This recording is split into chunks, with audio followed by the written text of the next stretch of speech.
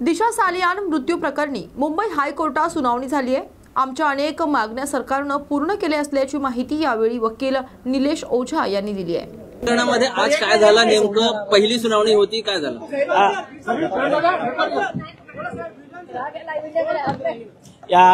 या प्रकरणात ऍक्च्युली चुकीनं हे मॅटर मी जसं काल सांगितलं होतं, जस्टिस डेरे यांच्या बोर्ड पुढे लागलं होतं। आम्ही सांगितलं की तुमच्याकडे असाइनमेंट नाही आहे या प्रकरणाची actual assignment offence against woman असल्यामुळे ते जायला पाहिजे जस्टिस सारंग कोतवाल यांच्या बेंच पुढे। आणि जर वाटलं तर मग जस्टिस सारंग कोतवाल साहेबांचं बेंच आहे ते स्वतः कॉग्निझन्स घेऊ शकतो किंवा ते मॅटर चीफ जस्टिस साहेब यांच्या बेंच पुढे पाठवू शकतो। नेमकं आज काय झालं? तर कोर्टाने आदेश दिले आहेत, रजिस्ट्रीला की हे मॅटर जस्टिस सारंग कोतवाल साहेब यांच्या बेंच पुढे ठेवण्यात आले। काल म्हणणं होतं की ते पुढची तारीख अजून रजिस्ट्री देईल। जर आम्हाला नाही वाटलं की म्हणजे लांबची देताय वगैरे तर आम्ही स्वतः मेन्शन करू। सर, आपण स्वतः मागणी केलेली की तो प्रकरण चीफ जस्टिस कडे देण्यात यावं, त्या संदर्भात काय झालंय का? नाही, आता ते यांना तर ज्युरिडिक्शन नव्हतं ना, तर ते ज्या बेंच पुढे जाईल सारंग कोतवाल साहेबाच्या त्या दिवशी डिसिजन होईल।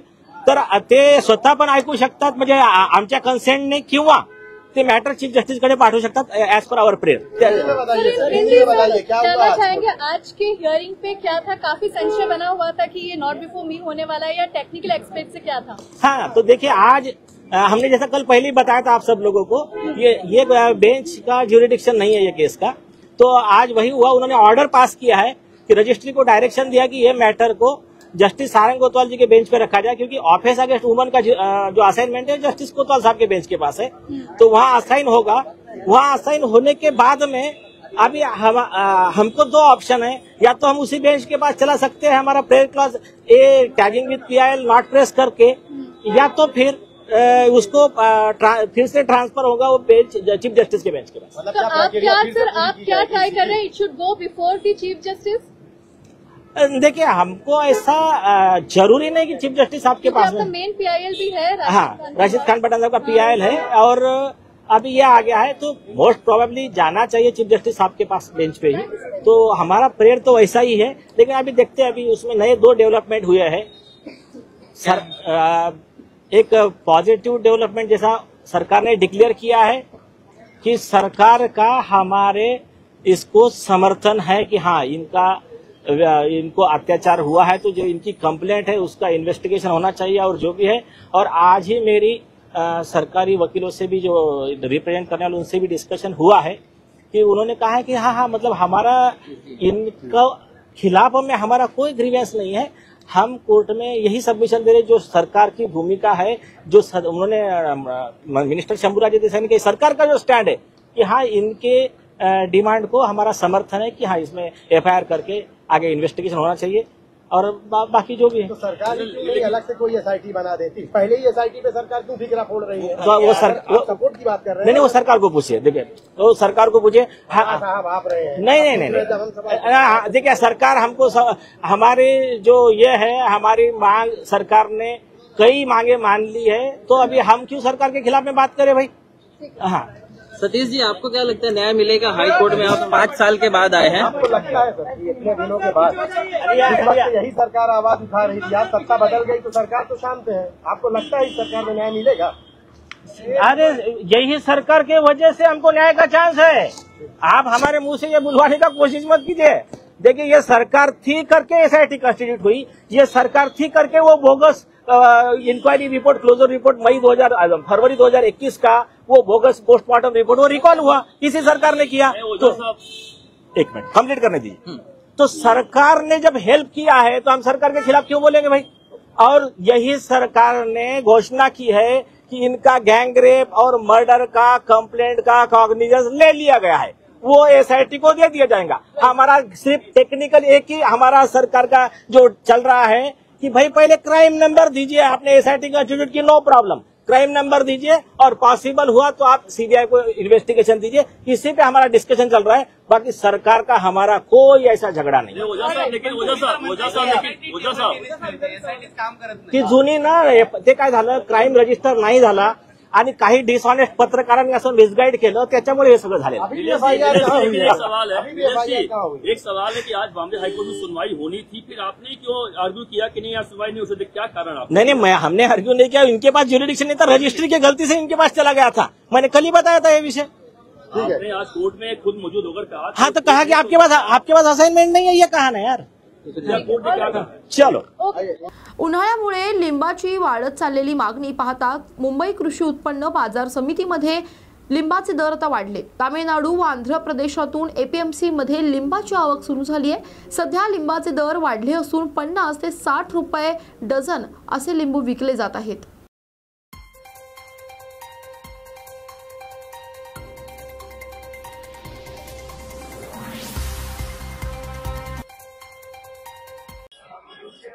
बाजार सध्याला महागच आहे। 2 दिवसापासून रमजान जसं संपलं तसं बाजार वरती चाललेत। आता गिरायकाचं तर असं म्हणणं आहे की आहे त्या रेट मध्ये पण माल खपत नाही। आता साऊथ साईडने जास्त येत आहे सध्याला, तामिळनाडू आंध्र प्रदेश त्या साईडने जास्त येत आहे। प्रतिसाद आता नाईलाजन त्यांना घ्यावं तर लागणारच आहे, पण नाराजगी त्यांची आहेच। मग गिरायकामध्ये थोडं नाराजगी होती, कारण त्यांचे मालाचे पैसे पण बनत नाहीत।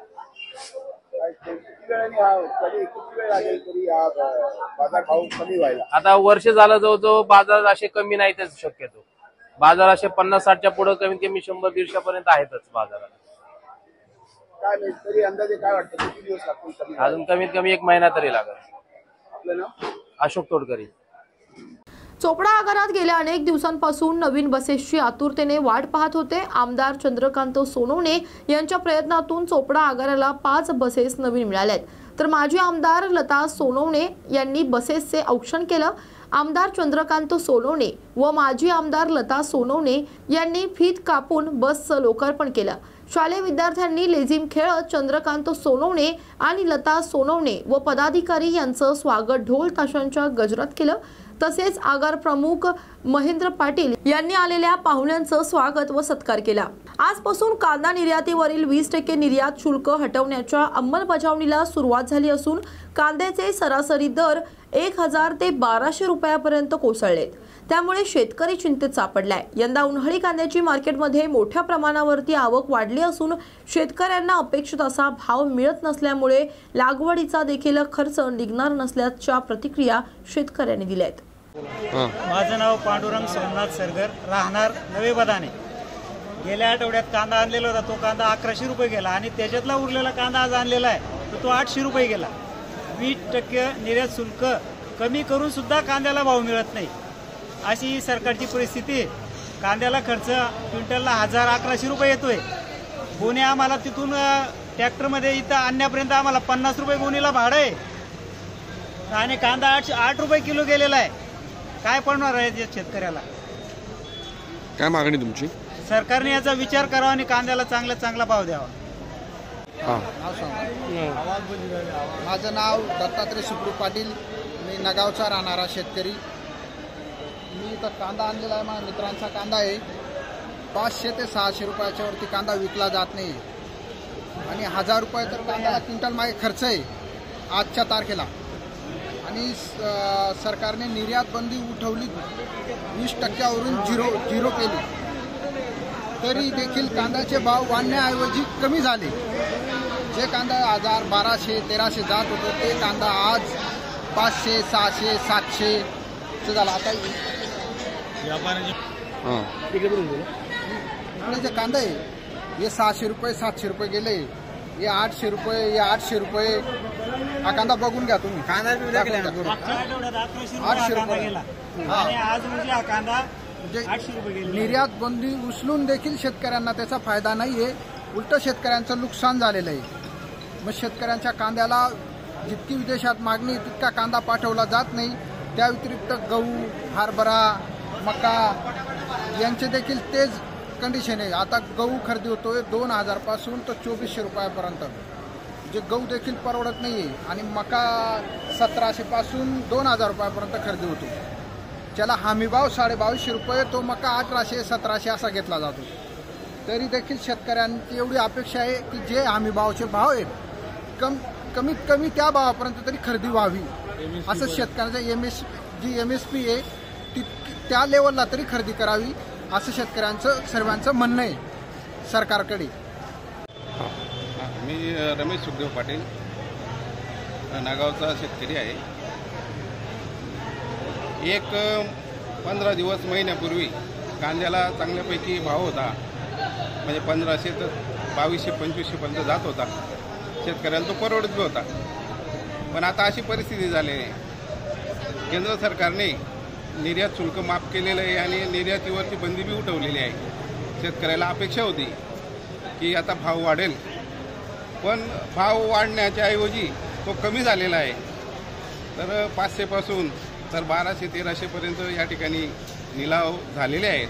आणि जास्त करून 1300 हा किंचित याला मालाला मिळालेला आहे, बाकीचे 1000च्या आतच आहेत. तर शेतकरी हा इतका मेटीकुटीला आलेला आहे की त्याचं उत्पादन खर्चसुद्धा निघत नाही आहे. तर असं न करता थोडंसं 1500च्या पुढे जर तो भाव राहिला असता तर शेतकऱ्याला ते परवडलेलं असतं आणि त्याला थोडासा हुरूप आला असता. हे सर्व असूनसुद्धा परत अवकाळी आहे. अवकाळीच्या याच्यामुळे शेतकरी थोडा घाबरलेला आहे आणि माल जसा असेल तसा तो मार्केटमध्ये आणतो आहे. तर अशा परिस्थितीमध्ये थोडंसं शासनाने लक्ष देऊन थोडा भाव जर वाढवला तर चांगलं होईल आणि शेतकऱ्याला ते परवडेल, अशा पद्धतीने मी अपेक्षा करतो. देशी दारूचे दुकान ग्रामपंचायत हद्दीतून हटवण्याच्या मागणीसाठी नांदेडच्या बळीरामपूर येथील गावकऱ्यांनी रास्ता रोको आंदोलन केले. मागील 1 वर्षापासून गावातील देशी दारूचं दुकान हटवण्याची मागणी हे गावकरी करत आहेत. या देशी दारूच्या दुकानांमुळे गावातील तरुण पिढी व्यसनाधीन होतीये. दारू पिऊन अनेक जण गुन्हेगारीकडे वळत आहेत. अनेकांचे संसार हे रस्त्यावर आले. त्यामुळे गावातील देशी दारूचे दुकान बळीरामपूर या गावातून इतर ठिकाणी हलवण्यात यावं अशी गावकऱ्यांची मागणी आहे. 1 एप्रिल 2025 देशी दारूसाठी दुकान स्थलांतरित करण्यासाठी रास्ता रोको आंदोलन केले आणि गावकऱ्यांनी भरपूर प्रतिसाद दिला. 10 तारखेपर्यंत नाही झाले तर आत्मदहनाचा इशारा दिलेला आहे. आज दिनांक 1 एप्रिल रोजी देशी दारू दुकान स्थलांतरित करण्यासंदर्भामध्ये प्रशासनाला आम्ही इशारा दिला होता. त्या संदर्भामध्ये आज रस्ता रोको आंदोलन करण्यात आले. गावकऱ्यांच्या भरपूर प्रतिसादामुळे सदरील आंदोलन यशस्वी झालेलं आहे आणि राज्य उत्पादन शुल्कला वारंवार विनंती करून त्यांना ग्रामसभेचा मासिक सभेचा ठराव देऊन गेले. 1 वर्षापासून आम्ही लढा हा पुढे चालवत आहोत. आज 1.5 वर्ष झालं, परंतु प्रशासनाच्या दप्तर दिरंगाईमुळे सदरील दुकान आजपर्यंत स्थलांतरित झालेलं नाही. त्यामुळं सनसीर मार्गाने आम्हाला हे आंदोलन आज करावं लागलेलं आहे. येणाऱ्या 10 एप्रिलपर्यंत जर ही दुकानची फाईल जर त्वरित हल्ली नाही आणि दुकान जर स्थलांतरित नाही झालं तर सरपंच रेणुका इंद्रजी पंचाळ यांनी आत्मदहनाचा इशारा दिलेला आहे. त्यासोबतच गावकऱ्यांनी सुद्धा आज त्यांचं मन बनवलं आहे की सरपंचाच्या या निर्णयामध्ये गावकरी सुद्धा सहभागी होणार आहेत. त्यामुळं कोण कुठं आत्मदहन करेल हे आम्ही सांगू शकत नाही, परंतु प्रशासनाला आमची विनंती आहे ही टोकाची भूमिका आम्ही घेण्यापासून जर प्रवृत्त करायचं असेल तर त्यांनी त्वरित ते दुकान स्थलांतरित करावं, एवढी आमची हात जोडून विनंती आहे. आज शासकीय विश्रामगृह येथे भारतीय जनता पार्टीची संघटनात्मक आढावा बैठक पार पडली. या बैठकीनंतर खासदार अशोक चव्हाण यांनी पत्रकारांशी संवाद साधला. यावेळी ते म्हणाले की वक्फ बोर्ड हे विधेयक हे सध्या लोकसभेमध्ये आहे आणि राज्यसभेत ते पारित होण्याची शक्यता आहे. महाराष्ट्रामध्ये कुठलीही योजना बंद पडणार नाही. तसेच सध्या अर्थ खातं हे अजित पवार यांच्याकडे आहे. वेळेवर पैसे दिले जात आहेत.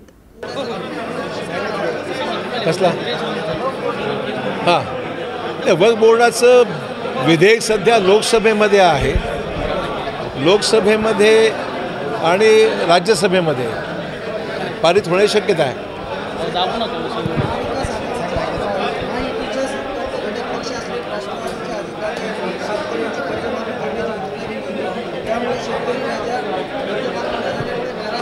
नाही, खुलासा त्यांनी केलाच आहे ना. राज्याची आर्थिक परिस्थितीच्या अनुसरून तो निर्णय घेतला जाईल असं उपमुख्यमंत्री म्हणालेच आहेत. तर चालू अर्थमंत्र्यांनी अजूनही योजना चालू आहे, पैसे रेग्युलर पडत आहेत. काय प्रश्न नाही त्याचा काय. बुलढाणा जिल्ह्यातील मेहकर विधानसभा मतदारसंघाचे शिवसेना उबाठाचे आमदार सिद्धार्थ खरात हे पक्ष सोडणार अशी जोरदार राजकीय चर्चा जिल्ह्यात सुरू होती. यावर प्रतिक्रिया देताना आमदार खरात म्हणाले की 1 एप्रिल असून ही चर्चा एप्रिल फूल आहे, त्यामुळे मी कोणत्याही फुलाकडे जाणार नाही. विधानसभेत आमची कामगिरी चांगली असल्यामुळे मी पक्ष बदलणार नाही. आज तारीख 1 एप्रिल आहे, हे एप्रिल फूल आहे, बरोबर. हे एप्रिल फूल आहे एवढं तुम्ही लक्षात घ्या. राहिला प्रश्न मी त्यामुळे मी फुलाकडे कोणत्याही फुलाकडे जाणार नाहीये. एवढं मात्र सांगतो तुम्हाला की आमची जी काही कामगिरी यावेळेस विधानसभेमध्ये झालेली आहे, आम्ही 20 होतो बरोबर, पण फडणवीस यांना भारी होतो. आम्ही त्यांच्या 220ला भारी होतो बरोबर. त्यांच्या म्हणजे साहेबांच्या, फडणवीस साहेबांच्या पक्षाच्या सगळ्यांना भारी होतो. कारण त्यांनी विचारा ना, त्यांनी कोणते प्रश्न विचारलेले आहेत, त्यांनी प्रश्नच विचारले नाही. राज्यात सुरू असलेल्या राजकीय घडामोडींच्या पार्श्वभूमीवर काँग्रेसचे प्रदेशाध्यक्ष हर्षवर्धन सपकाळ यांनी सरकारवर टीकास्त्र सोडलंय. रात्री ते मुंबईकडे रवाना होण्यासाठी शेगाव येथील रेल्वे स्टेशनला आले असता ते माध्यमांशी बोलत होते. सध्या सुरू असणाऱ्या वाघ्या कुत्र्याच्या समस्येवरही त्यांनी वक्तव्य केलं आहे की देवेंद्र फडणवीस गजनी आहेत का, अशी टीका सुद्धा त्यांनी यावेळी केली आहे. टोल वाढ झालेल्या समृद्धीवर सुविधा नाही, मात्र टोल वाढ झालेली आहे. कसं हे जे एकंदरीत शासन आहे हे जुलमी सरकार आहे आणि सत्तेवर येत असताना वारेमाप त्यांनी आश्वासन दिले. आता टोल काय आता सगळं येणाऱ्या काळात वाढणार आहे याचा हा सूतोवाच आहे. झाले का असं आपण आरोप केला काय या संदर्भात त्यांनी डाव्या कालवा जो आहे खडकपूर्णाचा, या डाव्या कालव्याच्या अनुषंगाने त्यांनी प्रशासकीय मंजुरात आणि सुप्रमाहित प्रदान केली होती. त्या घटनेचा मी साक्षी आहे आणि आता ते म्हणतात की ते पाणी दिलं जाऊ शकत नाही. त्यांचं हे जर विधान आहे, त्यांनी एकदा तपासून बघावं. त्यांनी दिलेलं आश्वासन तत्कालीन जे आमदार होते शशिकांत खेडेकर यांना बर्थडेची गिफ्ट दिली होती आणि त्या पार्श्वभूमीवर डावा कालवा मंजूर केला होता आणि आता चक्क ते त्यांच्या दिलेल्या आश्वासनावरून आणि जी फाईलवर सही केली होती त्यावरून ते आता गमजाव जर करत असतील तर त्यांनी त्याचा पुनर्विचार करावा अथवा त्यांना गजनी म्हटल्याशिवाय आमच्यासमोर दुसरा पर्याय राहणार नाही. माहिती संदर्भात सॉफ्टकरण व्यक्त केलं आहे आणि फडणवीसांनी ही त्यांना प्रतिसाद दिला. कसं पाहता कशाबद्दल? माहिती जाण्यासंदर्भात राज ठाकरेंनी आता त्यांची फिक्सिंग आधीच झालेली आहे. आता बघायचं पुढे कसा उठकीस करवड भेटता तो आगे पाहायचं. पुतळ्यांसंदर्भात वाद सुरू आहे. वाघ्याचा पुतळा बसवण्यासंदर्भात फडणवीसांनी आज स्टेटमेंट दिलं. छत्रपती शिवाजी महाराज आणि संभाजी महाराज यांच्याबद्दल सातत्याने काही विशिष्ट मंडळी ही नेहमी बदनामीकारक स्वरूपाचं लिखाण आणि चुकीचा इतिहास घुसवण्याच्या प्रयत्नात आहे. त्यामुळे राम गणेश गडकरी यांच्यापूर्वी वाघ्या कुत्र्याचा उल्लेख हा कुठेही झालेला नाही असे आढळून येते. तेव्हा या संदर्भात ऐतिहासिक स्वरूपाचे जे तथ्य आहे ते तपासणं आवश्यक आहे आणि जो सर्व एकंदरीत जो इतिहास आहे हा शासनाने त्याचा विचार करावा, तो समाजापुढे मांडावा आणि त्यातील साधक बाधक अशा स्वरूपाचा निर्णय घ्यावा. मात्र इतिहासाचं विकृतीकरण हे गेल्या अनेक दिवसांपासून केलं जात आहे हे या निमित्ताने सांगितलं पाहिजे आणि सोबतच शिवाजी महाराजांच्या संदर्भात अक्षम्य स्वरूपाचे लिखाण केलेल्या जी प्रवृत्ती आहे त्या प्रवृत्तीचा देखील पर्दाफाश झाला पाहिजे. आणि बंच ऑफ थॉट्स या पुस्तकामध्ये छत्रपती संभाजी महाराजांच्याबद्दल तद्वतच सावरकरांनी त्यांच्या लिखाणात जे विकृत स्वरूपाचं लिखाण केलेलं आहे या पुस्तकांवर देखील बंदी घातल्या गेली. बुलढाणा जिल्ह्यातील शेगाव खामगाव महामार्गावर एक तिहेरी अपघाताची घटना घडली आहे. या भीषण अपघातात 5 जण जागीच ठार झाले असून 25 जण गंभीररित्या जखमी आहेत. तिन्ही वाहनांचे मोठे नुकसान या घटनेत झाले आहे. खासगी प्रवासी बस, एसटी बस आणि बुलेरो या 3 वाहनांमध्ये हा भीषण अपघात झाला. मिळालेल्या माहितीनुसार सकाळी 4:30च्या सुमारास भरधाव बुलेरो कार एसटी बसवर धडकली. त्यानंतर पाठीमागून येणारी इंदानी ट्रॅव्हल्स ही उभ्या असलेल्या एसटी बसवर धडकली. घटनेची माहिती मिळताच पोलिसांनी घटनास्थळी धाव घेत मृतकांसह जखमींना बाहेर काढलं. वर्ध्यातील देवळी येथे नगर परिषद देवळीच्या वतीनं बांधण्यात आलेल्या राजे छत्रपती शिवाजी महाराज नाट्यगृहाचं लोकार्पण तसेच विविध विकास कामांचं भूमिपूजन झाले। नाट्यगृह कुठे असावं, नाट्यगृह कसं बांधावं, ध्वनी मुद्रण आणि साऊंड व्यवस्था कशी असावी, त्यासाठी उत्तम बांधणी कशी असावी, कुलावंतांना प्रेक्षकांना काय सुविधा असाव्यात यासह अनेक बाबींचा विचार करून महाराष्ट्र सरकार येत्या 2 महिन्यांमध्ये नाट्यगृह धोरण आणणार असल्याचं सांस्कृतिक मंत्री आशिष शेलार यांनी सांगितलंय। पण या निमित्ताने नाट्यगृह कुठे असावं, नाट्यगृह कसं बांधावं, नाट्यगृहात नाटक संस्कृती जपण्यासाठी त्या ठिकाणी असलेली ध्वनी मुद्रण आणि साऊंड व्यवस्था कशी असावी, त्यासाठीची उत्तम बांधणी कशी असावी, कलाकारांसाठी आणि बरोबरीने तालिमीसाठीची सोय कशी असावी, या सगळ्यांचा विचार करून महाराष्ट्र सरकार येत्या 2 महिन्यामध्ये नाट्यगृह धोरण त्या ठिकाणी घेऊन कारण आपल्याला वाढवायचं। पंढरपुरात जोरदार पावसानं हजेरी लावल्यामुळे शहरातील रस्ते जलमय झाले असून वादळी वाऱ्यामुळे शहरात काही भागात झाडांची पडझड झालेली सुद्धा पाहायला मिळते। कल्याणचे पूर्व माजी आमदार गणपत गायकवाड यांना त्यांच्यावर असणाऱ्या 2021 मधल्या अॅट्रॉसिटीच्या गुन्ह्याच्या सुनावणीसाठी कल्याण न्यायालयात हजर करण्यात येत आहे।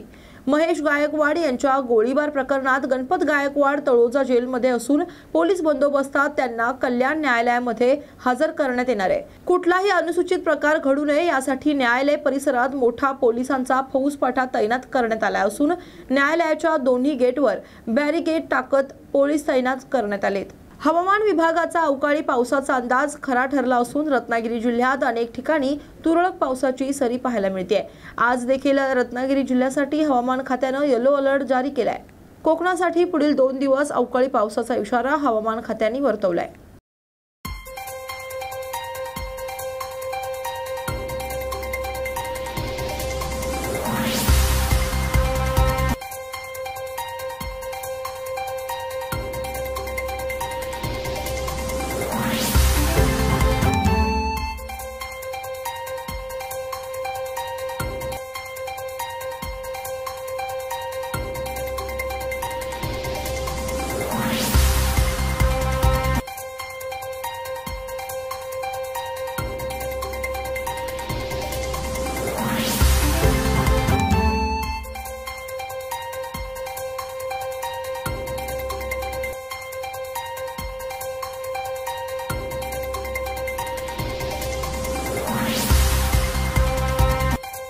औरंगजेबाच्या कबरीबाबत वेगवेगळी मतं आहेत। सध्या हा विषय शांत झाला असला तरी केंद्र सरकारनं याबाबत एक धोरणात्मक निर्णय घेणं आवश्यक असल्याची प्रतिक्रिया यावेळी वैद्यकीय शिक्षण मंत्री हसन मुश्रीफ यांनी दिली आहे। आता अनेकांची अनेक मतं आहेत। ते राज ठाकरे साहेबांचं भाषण झालं, त्यांनी सांगितलं की छत्रपती शिवाजी महाराजांचा इतिहास जिवंत राहायचा असेल तर ती बोर्ड लावून तिथे कबर राहिली पाहिजे। म्हणजे म्हणतायत की त्याचं उदात्तीकरण करणार नाही। त्या अनेक त्याच्याबद्दल त्याला केंद्र सरकारचं संरक्षणीय आहे, त्यामुळं आता हा विषय थोडासा काही निमित्ताने का असताना बाजूला पडलेला दिसतोय। मला वाटतं याबद्दलचं केंद्र सरकारनं डायरेक्शन दिल्या पाहिजे, काय नक्की केलं पाहिजे। राज ठाकरे साहेब म्हणतात की बाबा औरंगजेबला आपण इथं गाडला, हे जर इतिहास शिल्लक राहायचा असेल तर त्याची कबर राहिली पाहिजे। काही विश्वासघात अजितदादांनी केलेला नाही, महायुती सरकारने केलेला नाही। त्यांनी असं म्हटलेलं नाही की आम्ही कर्जमाफी देणारच नाही, यावर्षी आम्ही देणार नाही म्हटलं। आर्थिक परिस्थिती सुधारल्यानंतर आम्ही कर्जमाफी करणार आहोत योग्य वेळेला, हे सांगितलेलं आहे। मुख्यमंत्र्यांनी सुद्धा त्याचा पुनरुच्चार केलेला आहे। मला वाटतं आपल्याला माहिती आहे की मुख्यमंत्री लाडकी बहीण योजना ही नुकतीच चालू झालेली आहे। त्याचा परिणाम थोडासा कधी काही नाही म्हटलं तर आर्थिक भार होण्यावर झालेला आहे। त्यामुळे योग्य वेळा आम्ही केल्याशिवाय राहणार नाही। अतिशय त्याविषयी मी त्यांच्यावर होतो, मी सहज ड्रायव्हरला विचारलं ही गाडी कोणाची आहे। ड्रायव्हर म्हटलं ही आंबेडकर साहेबांच्याकडे गाडी असते। आंबेडकर साहेबांना काय केलं तर भाड्याची गाडी दिलेली आहे। त्यामुळे एवढा मोठा कोल्हापूर जिल्हा, 2 मंत्री आहेत, या जिल्ह्यामध्ये महालक्ष्मीच्या दर्शनासाठी अनेक मंत्री येतात, न्यायाधीश येतात. 5 गाड्या घेण्याची मंजुरी देऊन तुम्ही अद्याप का खरेदी केली नाही, म्हणून ते गाडीत उतरल्यावर जिल्हाधिकारी म्हणले का खरेदी केली. जिल्हाधिकारी म्हणाले की प्रोटोकॉल विभागाकडं ज्या मनीषा म्हैसकर मॅडम आहेत त्यांच्याकडे ही फाईल गेलेली आहे. त्यांनी तिथूनच मनीषा म्हैसकरना फाईल लावला. म्हणजे नियोजन विभागाने गेल्याच वेळा परवानगी दिली आहे. ते पालकमंत्री भाड्याच्या गाडीनं फिरतायत त्याचं दुःख अजितदादांना झालं नाही. त्यांना माहिती नव्हतं काय झालेलं वस्तुस्थिती माहिती नव्हती. वस्तू तुम्हाला सांगण्याचा प्रयत्न गाडी घ्यायला किती लागतात, कर्ज माफ करायला फार पैसे लागतात नाही. त्यामध्ये मी माहिती घेतलेली नाही. वक्फ कायद्यामध्ये काय दुरुस्ती केली, काय कायदा होता, आपल्याकडे फार कमी ते त्याचं हे आहे. आता आंध्र ह्याच्यामध्ये ज्या ज्या ठिकाणी मोगलांचं निजामाचं राज्य होतं त्या ठिकाणी या प्रॉपर्टी जास्त कॉन्ट्रीब्युट आम्ही काय देत अनेक वेळा चर्चा झालेली आहे. आता मुलांनी जावं नावून देते कोण त्याने माहिती नाही, त्यांनी माहिती करून घ्यावी. मला आणखीन एक बदनामी दावा दाखल करावा लागेल. मुंबई लोहमार्ग पोलिसांची सर्वात मोठी वसाहत असलेल्या घाटकोपर लोहमार्ग पोलीस वसाहतीच्या मेंटेनन्सचे 1.5 कोटींचे वीज बिल थकल्यानं अदानी इलेक्ट्रिसिटीनं वीज प्रवाह खंडित केलाय. यामुळे या वसाहतीमध्ये राहणारे सुमारे 700 कुटुंब, इथले डॉग स्क्वॉडचे 9 कुत्रे हे प्रचंड त्रस्त झालेत. हे वीज बिल प्रशासनानं तत्काळ भरणं अपेक्षित असताना 1.5 कोटी इतके हे वीज बिल झाल्यानं वारंवार इथला वीज प्रवाह कापण्यात येत आहे. अखेर आता इथले मीटरच काढून नेल्यानं इथल्या पिण्याच्या पाण्याच्या टाक्यांचा, रुग्णालयाचा तसेच वाचनालय आणि डॉग स्क्वॉड केंद्राचा वीज प्रवाह बंद झाला. यामुळे हे पोलीस कुटुंब प्रचंड त्रस्त झाले असून सरकारने आणि संबंधित प्रशासनानं तात्काळ याबाबत उपाययोजना करण्याची मागणी केली जाते.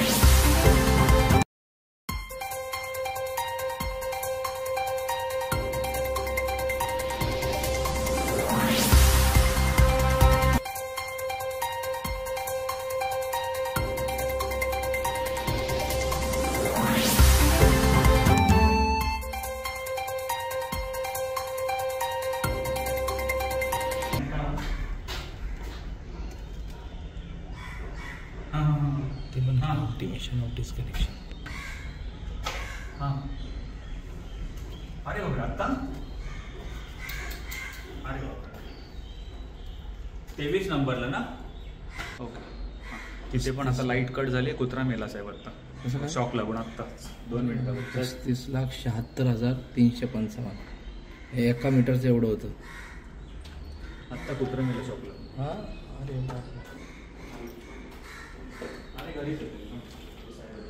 पाणी आले नाही, लाईट नसल्यामुळे हॉस्पिटल्स बंद, घरात किती त्रासाचा सामना झाला. त्रास भरपूर होते. आज मुलाचा वाढदिवस होता पण त्याने आंघोळ पण नाही केली आज आणि माझे मिस्टरांनी पण केले नाही. आणि असा प्रॉब्लेम आहे, गरमीचे दिवस आहे, सगळे आजारीच आहेत आम्ही तसे.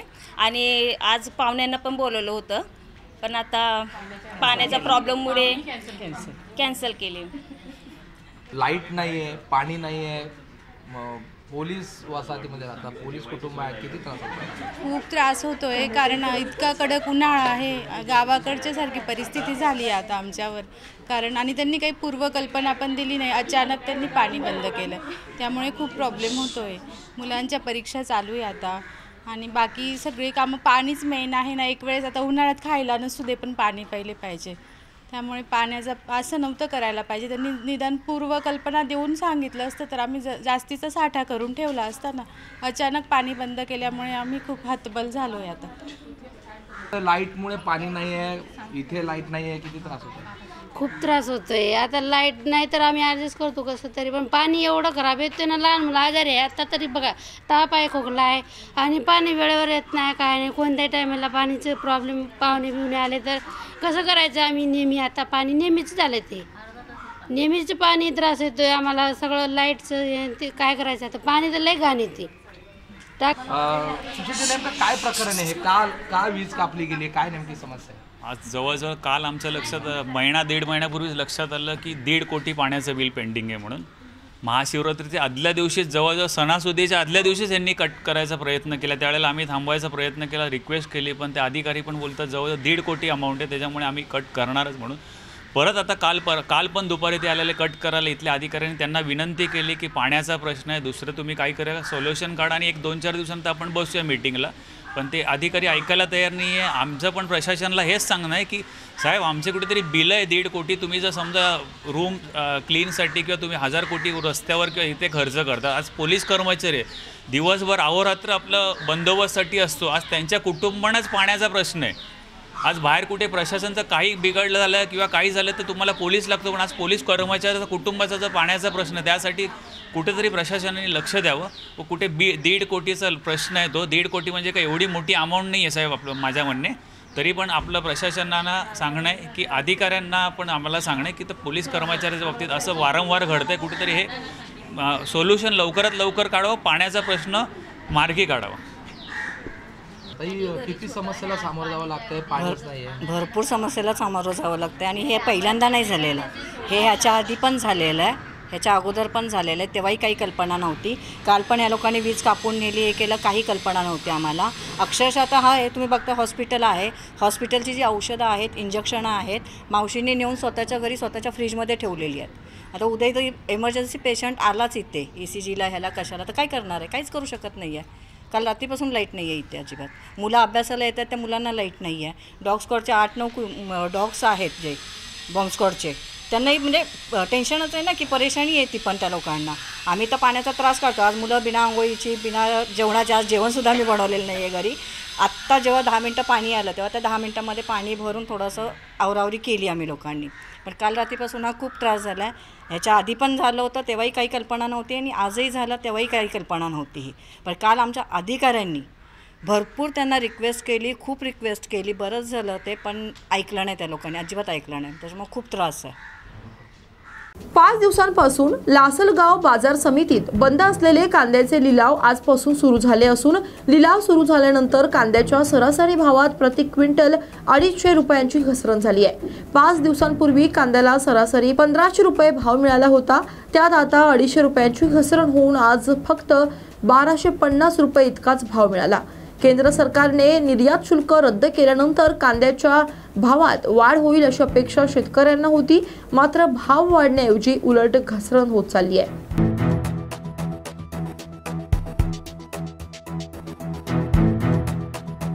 कल्याणपूर्व भाजपचे माजी आमदार गणपत गायकवाड आणि त्यांचा भाचा कुणाल गायकवाड याला कल्याण न्यायालयात हजर करण्यात आलं. गणपत गायकवाड यांच्यावर यापूर्वीची जुनी केस असून त्या केस संदर्भात न्यायालयाने आदेश दिल्यानंतर पोलिसांनी त्यांना हजर केलं.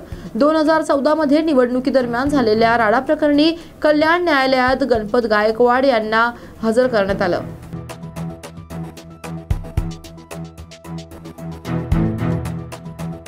गुढीपाडव्यात राज ठाकरे यांच्या झालेल्या भाषणानंतर आता मनसेचे कार्यकर्ते मराठीचा अपमान करणारे आस्थापनांच्या विरोधात आक्रमक पवित्रा घेताना दिसून येत आहेत. आज चांदिवलीमध्ये मनसेचे चांदिवली विभाग अध्यक्ष महेंद्र भानुशाली यांनी चांदिवली मधील एक बँकमध्ये शिरूर येथे बँकेच्या व्यवस्थापनाला बँकेची स्लीपमध्ये मराठीचा पर्याय देखील ठेवण्याचं आवाहन केलंय. यावेळी मनसेच्या कार्यकर्त्यांनी बँकेच्या कर्मचाऱ्यांना गुलाबाचे फूल आणि फ्लेवर प्लॉक भेट म्हणून दिला, तर बँकेच्या स्लीपमध्ये सुधारणा केल्या नाही तर यापुढे तीव्र आंदोलनाचा इशारा मनसे कार्यकर्त्यांनी दिलाय. अल्टिमेटम आम्ही हे दिलेलं आहे. अल्टिमेटम आम्ही दिलेलं आहे की महाराष्ट्रामध्ये तुमचे जे कारभार आहेत, तुम्ही इंग्लिशमध्ये लिहिलेलं आहे, तुम्ही मराठीमध्ये लिहिलेलं आहे. माझं म्हणणं आहे की प्रत्येक आस्थापनामध्ये मराठी भाषेला प्राधान्य दिलं पाहिजे. प्रथम भाषा ही मराठी असली पाहिजे. आज आम्ही इथं आल्यानंतर बघतोय की इथं सगळे जे बोर्ड आहेत सगळे इंग्लिशमध्ये, हिंदीमध्ये, फक्त नावापुरती कुठंतरी मराठी या लोकांनी लिहून ठेवलेली आहे. म्हणजे ह्या पद्धतीने तुम्ही अपमान करता आणि ह्यांचे मॅनेजर आहेत ते सांगतायत की मराठी पाहिजे तर आमच्याकडे ऑप्शन आहे ना, आम्ही झेरॉक्स काढून देतो.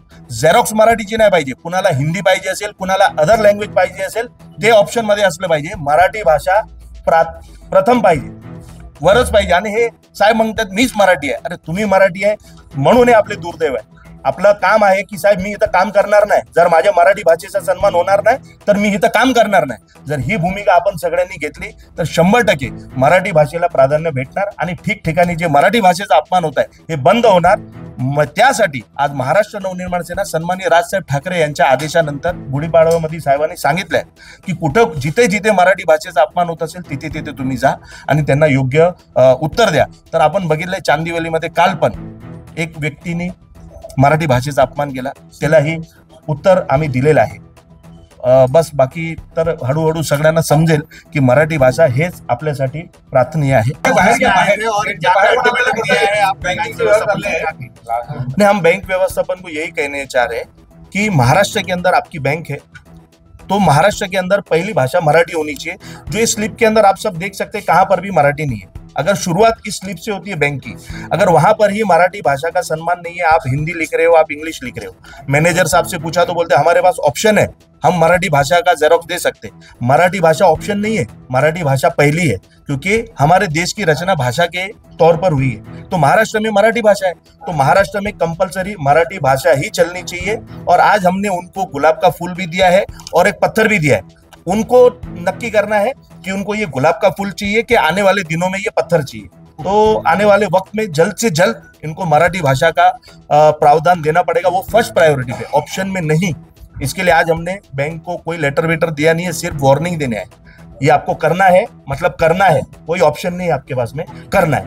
अशाच बातम्यांसाठी पहा न्यूज मराठी 24/7. नवा भारत नवा विचार.